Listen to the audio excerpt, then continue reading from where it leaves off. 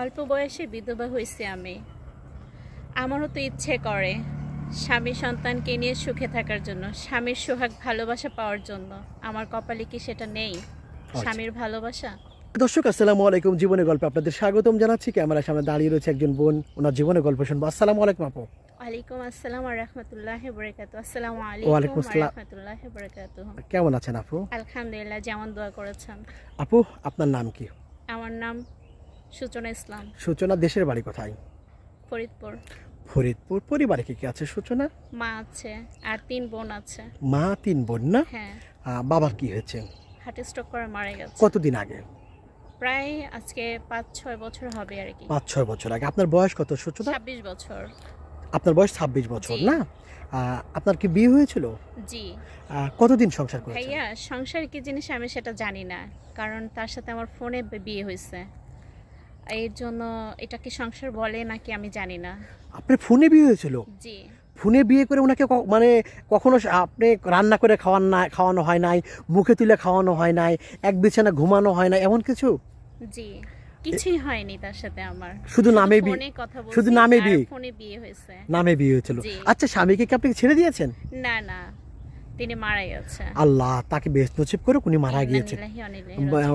আচ্ছা, যখন আপনি শুনতে পারলেন আপনার স্বামী প্রিয় বা ভালোবাসার মানুষ এই পৃথিবীতে নেই, পৃথিবীর আলো উনি দেখবে না, ওনাকে আর কখনো দেখতে পাবেন না, তখন আপনার ওই মুহূর্তে অনুভূতিটা কেমন ছিল? কেমন ছিল সেটা আমি বলে বোঝাতে পারবো না, কারণ একটা স্বামীহারা একটা বিধবা মেয়ে কতটা যে কষ্ট পায় একটা বিধবা মেয়ে হয়ে বুঝবে। বুঝতে পেরেছি আপু। এখন আপনি একা থাকতে চান নাকি জীবন সঙ্গী কাউকে নিতে চান? কেন? এখন আমি সঙ্গী চাইছি। কেন? কারণ আমি ওনার জন্য তো কতকাল অপেক্ষা করব। আমি তো 3 বছর 8 মাস তার জন্য অপেক্ষা করছি, কারণ সে তো পৃথিবীতে নাই। আমি তো বলছিলাম বিয়েই করব না, সে জায়গা থেকে এখন বলতেছি একা থাকা তো সম্ভব না, সবারই তো লাইফটা গোছাতে হবে। এখন বিয়ে করতে চান? জি। এখন কেন বিয়ে করতে চান?